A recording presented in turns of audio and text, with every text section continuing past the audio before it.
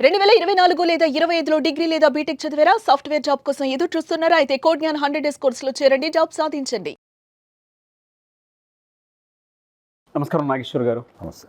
రెగ్యులర్గా ఇళ్లలో చూస్తుంటామండి. అంటే ఏదో ఒక ఇబ్బంది, కొంతమంది మాత్రమే రెగ్యులర్గా మనం చూస్తూ ఉంటాము.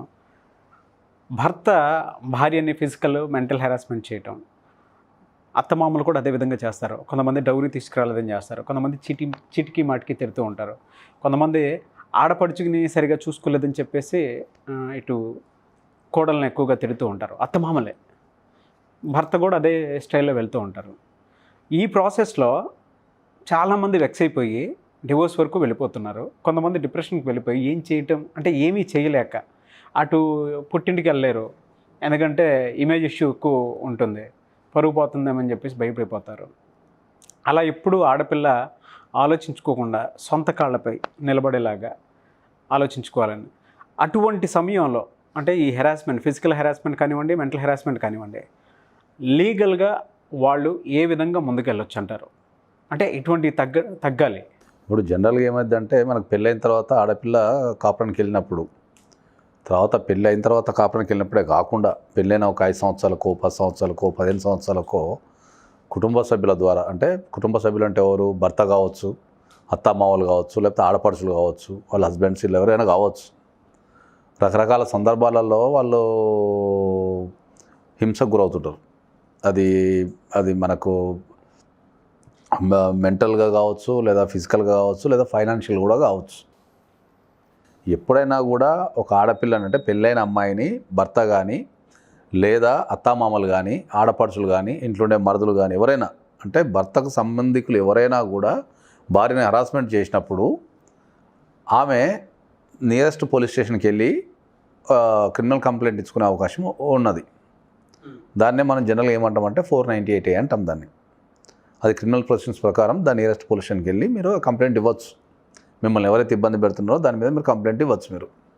ఓకే. ఆ 498A మనకి ఏం చెప్తుంది, ఇంతకుముందు మనం మాట్లాడుకున్నట్టు అది ఫిజికల్గా కానీ, ఒక అమ్మాయిని, పెళ్ళైన అమ్మాయిని ఫిజికల్గా కానీ, మెంటల్గా కానీ, ఫైనాన్షియల్గా కానీ కనుక ఇబ్బంది పెడితే ఆమె వాళ్ళ మీద, ఎవరైతే ఇబ్బంది పెట్టారో వాళ్ళ మీద కంప్లైంట్ ఇచ్చే అధికారం ఆ అమ్మాయికి ఉంటుంది. సో ఎప్పుడైతే ఏమో కంప్లైంట్ ఇస్తుందో అప్పుడు ఏం చేస్తారంటే పోలీసు వాళ్ళు దాన్ని రిఫర్ చేయడం, అంటే భరోసా లాంటి సెంటర్లకు రిఫర్ చేయడం కానీ, అంటే కౌన్సిలింగ్ సెంటర్కి రిఫర్ చేయడం కానీ, లేదా వాళ్ళే కౌన్సిలింగ్ చేయడం కానీ చేస్తారు. చేసి అందులో ఉన్న నిజాలు ఏంది, అసలు ఏం జరిగింది అని చెప్పి ఆ కౌన్సిలింగ్ ద్వారా మ్యాక్సిమం ఏం చేస్తారంటే దాన్ని క్లోజ్ చేస్తానికి, కౌన్సిలింగ్ ద్వారా ఆ సమస్యని పరిష్కారం చేస్తానికి ప్రయత్నిస్తారు. ఓకే. ఒకవేళ ఆ సమస్య దానివల్ల పరిష్కారం కాలేదనుకుందాం, ఆ కౌన్సిలింగ్ వల్ల కాలేదనుకో, అప్పుడు ఆ అమ్మాయి కనుక కేసు పెట్టి ప్రొసీడింగ్ ముందుకెళ్ళండి అంటే అప్పుడు పోలీసు వాళ్ళు ఆ కేసు పెట్టి దాన్ని ముందుకెళ్ళే అవకాశం ఉంటుంది. లేదా ఒకవేళ అక్కడే ఆ కౌన్సిలింగ్లో అక్కడనే మన ఇష్యూ రిజాల్వ్ అయిపోయింది అనుకోండి, దాన్ని ఆ కంప్లైంట్ని క్లోజ్ చేసి పంపించేస్తారు. ఏ హెరాస్మెంట్స్ కిందకు వస్తాయండి? అంటే జనరల్గా ఏ హెరాస్మెంట్స్ని 498A కింద తీసుకోవచ్చు అంటారు? జనరల్గా 498A కింద ఏ రకమైన ఇబ్బంది కలిగినా, ఏ రకంగా ఇబ్బంది కలిగినా, ఇంతకుముందు మనం మాట్లాడుకున్నట్టు ఫిజికల్గా కొట్టిన, అబ్యూజ్ లాంగ్వేజ్ యూజ్ చేసిన, తర్వాత మీరు అన్నట్టు మెంటల్గా అనుకో అనుమానం వ్యక్తం చేసిన, లేకపోతే నీచంగా మాట్లాడినా, లేకపోతే ఇంకా ఇతరులతో పోలుస్తూ మాట్లాడినా, తర్వాత ఫైనాన్షియల్గా అనుకోండి, పనిచేసే అమ్మాయిలని పైసలు ఇమ్మని అడగటము, లేకపోతే ఇంటికి వెళ్ళి పైసలు దేమని వేధించడము, డౌరీ దేమని వేధించడము, లేకపోతే పొలాలు దేమని వేధించడము, లేకపోతే అత్తమామల్ని ఎంత మంచిగా చూసుకున్నా వాళ్ళు మమ్మల్ని మంచిగా చూసుకోలేదని చెప్పేసి చాడీలు చెప్పడము. కాబట్టి అట్లా ఏ రకమైన హరాస్మెంట్ జరిగినా కూడా ఆమె కంప్లైంట్ ఇచ్చుకునే అధికారం, వాళ్ళ మీద కంప్లైంట్ ఇచ్చుకునే అధికారం ఆ అమ్మాయికి ఉంటుంది. సో మన దేశంలో ఏమవుతుంది అంటే, ఒక వ్యక్తి ఇబ్బంది పెట్టినప్పుడు, అంటే భర్త కానీ అతని కుటుంబ సంబంధికులను ఇబ్బంది పెట్టినప్పుడు చాలామంది పోలీస్ స్టేషన్కి వెళ్ళడానికి భయపడుతుంటారు. అవును. ఎందుకు భయపడుతుంటారు అంటే దానిపైన 2 అంశాలు ఏంటంటే, పోలీస్ స్టేషన్కి వెళ్ళడం అనేది ఇప్పటికీ చాలామందికి భయంగానే ఉంటుంది. ఏమో పోతే ఏమంటారో, లేకపోతే సహాయం చేస్తారో చేయరో, మళ్ళీ పోలీసు వాళ్ళని డబ్బు పెట్టుకుంటారేమో, లేకపోతే అక్కడ వ్యవస్థ మంచిగా లేదేమో, కుటుంబ పౌరు పోద్దేమో అని ఇట్లా రకరకాల ఆలోచనలతో వాళ్ళు ఏం చేస్తారంటే కంప్లైంట్ ఇవ్వడానికి భయపడిపోతారు. భయపడిపోయి ఏం చేస్తుంటారు, అట్లనే వాళ్ళ కాలాన్ని నిలదీస్తుంటారు. సో మనకు ఎక్కడైనా కూడా కుటుంబ సభ్యులు ఎవరైనా సరే, భర్త కానీ అత్తామామలు కానీ లేకపోతే వాళ్ళ కుటుంబ సభ్యులు కానీ ఎవరు ఇబ్బంది పెట్టినా కూడా మీరు 498A కింద మీరు నియరెస్ట్ పోలీస్ స్టేషన్లో కంప్లైంట్ ఇవ్వచ్చు. ఇప్పుడు కుటుంబాలను ఇచ్చే కంప్లైంట్లలో పోలీసు వాళ్ళంతా రాష్గా ఏం లేరు. వాళ్ళు ఎప్పుడైతే కంప్లైంట్ తీసుకొని ఇమ్మీడియట్లీ అరెస్ట్ ఏం చేయడం లేదు. కంప్లైంట్ తీసుకున్న తర్వాత ఆ కంప్లైంట్ని పరిశీలించి దాంట్లో ఉన్న విషయాలని పరిశీలించి వాళ్ళకు కౌన్సిలింగ్ ఇచ్చి వాళ్ళకి కంపల్సరీ కౌన్సిలింగ్ ఇచ్చి ఆ కౌన్సిలింగ్ అనేది దాంట్లో ఉన్న సమస్యను సాల్వ్ చేయడానికి ప్రయత్నిస్తారు వాళ్ళు కంపల్సరీ. ఓకే, ఎలా సార్ అంటే భర్తకు కానీ ఇంట్లో వాళ్ళకి కానీ కోడలు లేదా భార్య కానీ ఇంటికి రాగానే భార్యాభర్తలు అన్న తర్వాత చీటికి మాటికి చిన్న చిన్న ఏదో వస్తూ ఉంటే సర్దుకుని ముందుకెళ్ళిపోతూ ఉంటారు. కానీ జనరల్గా మాట్లాడుకోవాలి అని అంటే భర్తకి ఎటువంటి రైట్స్ ఉంటాయి సార్ అసలు? ఇప్పుడు 498A ప్రకారం వస్తే కనుక భర్తకు ఉండాల్సిన రైట్స్ ఏమి ఉండవు జనరల్గా. ఎందుకంటే మనకి హరాస్మెంట్ అనేది ఓన్లీ లేడీస్ జరిగే హరాస్మెంట్ మీదనే కంప్లైంట్ ఇవ్వగలుగుతాం మనం, కుటుంబ పరంగా మాత్రమే. కుటుంబ సభ్యులలో మాత్రం హరాస్మెంట్ గురించి అయితే భార్య మాత్రమే కంప్లైంట్ ఇవ్వగలుగుతుంది. తర్వాత ఏమైందంటే భర్తకు ఏమవుతుందంటే భర్తకు అరెస్ట్ చేసే అధికారం అయితే భర్తను అరెస్ట్ చేసే అధికారం అయితే పోలీసు వాళ్ళకి లేదు. ఇప్పుడు 498A కంప్లైంట్లో భర్తని కానీ వాళ్ళ కుటుంబ సభ్యులు కానీ ఎవరిని కూడా అరెస్ట్ చేసే అధికారం పోలీసు వాళ్ళకి లేదు. పోలీసు వాళ్ళకు ఉన్నది ఏంటి అంటే ఓన్లీ 41A అనే నోటీస్ ఇచ్చి వాళ్ళు ఎక్స్ప్లెనేషన్ తీసుకోవడం, కౌన్సిలింగ్ చేయడం, మ్యాక్సిమం కౌన్సిలింగ్ చేయడం లాంటివి చేస్తారు. ఓకే, ఒకవేళ కనుక భర్తను అరెస్ట్ చేయాలి అనుకుంటే 498తో పాటు 324 కానీ 307 కానీ, అంటే 324 అంటే ఏంటంటే మనం ఆయుధాలతో దాడి చేయడం. ఆయుధం అంటే మన భాషలో ఇంట్లో ఉన్న చెంచాలు అవి చాకు అవన్నీ ఆయుధాల కిందకే వస్తాయి. ఓకే, డేంజరస్ వెపన్తో దాడి చేయటం, వాళ్ళకు గాయాలు తగలటం, లేదంటే చంపడానికి ప్రయత్నించడం, ఇట్లా కొన్ని విషయాల మీద మాత్రం కంపల్సరీ అవి కనుక ఉంటే అరెస్ట్ చేసే అధికారం ఉంటుంది పోలీసు వాళ్ళకు. ఇటు అత్తమామల విషయంలో వచ్చేటప్పటికి ఎటువంటి రైట్స్ ఉండే అవకాశం ఉంటుందండి? అత్తమామల విషయానికి వచ్చేసరికి ఏమైందంటే ఒకవేళ ఇప్పుడు ఇక్కడ మనం మాట్లాడుకున్నట్టయితే 498 అత్త కూడా ఇవ్వలేదు. కాకపోతే అత్తకేమైనా ఇబ్బంది కలిగితే అత్త వెళ్ళి కోడల మీద డీవీసీ కేసు పెట్టుకునే అధికారం ఉంటుంది. డొమెస్టిక్ వైలెన్స్ కేసు పెట్టుకునే అధికారం అత్తకు ఉంటుంది. అత్త వెళ్ళి కోడల మీద కనుక ఇప్పుడు నిజాలు ఎవరు అనేది మనం చెప్పలేం కదా. అవును, ఇప్పుడు కోడలు ఏమంటుంది, నన్ను అత్త సరిగా చూసుకోవట్లేదు అంటుంది.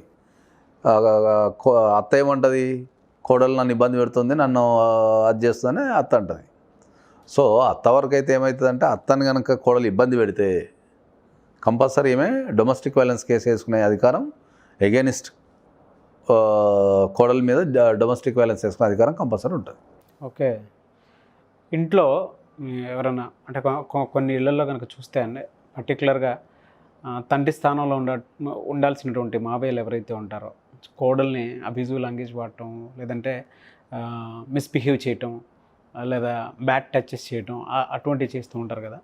అటువంటి వాళ్ళకి ఏ విధంగా ఉండే అవకాశం ఉంటుందంటారు? ఇప్పుడు ఎవరన్నా కనుక ఇప్పుడు మీరు చెప్పిన కేసులలో ఏమవుతుందంటే ఒకవేళ కనుక చేస్తే అలా ఒక మామ కోడల్ని అబ్యూజివ్ లాంగ్వేజ్ వాడటము, లేకపోతే మిస్బిహేవ్ చేయటము, అసభ్యంగా ప్రవర్తించలాంటివి కనుక చేస్తే వాళ్ళు క్రిమినల్ కేసు 498తో పాటు 354 అనే సెక్షన్ IPC 354 పెట్టుకునే అధికారం వాళ్ళకు ఉంటుంది.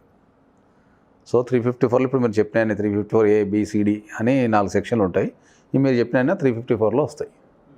కాబట్టి వాళ్ళ మీద 498తో పాటు ఈ చర్య కూడా తీసుకునే అవకాశం ఉంటుంది. ఓకే, ఈ 498A మొత్తం కుటుంబం మొత్తం మీద పెట్టే అవకాశం ఉంటుందండి? కుటుంబం మొత్తం మీద పెట్టే అవకాశం ఉంటుంది. ఎందుకంటే అది హరాస్మెంట్. 498 అంటే ఏంది, సింపుల్ లాజిక్లో ఏంటంటే పెళ్ళైన అమ్మాయికి భర్త కానీ అత్తమామలు కానీ వాళ్ళ కుటుంబ సభ్యులు కానీ ఎవరి వల్ల మెంటల్ హరాస్మెంట్ కానీ ఫిజికల్ హరాస్మెంట్ కానీ ఐదర్ ఫైనాన్షియల్ హరాస్మెంట్ కానీ ఏ రకంగా జరిగినా కూడా కోడలు has a right to file A case against them. వాళ్ళకి ఎగెనిస్ట్ కేసు వేసుకునే అధికారం ఆమెకు ఉంటుంది.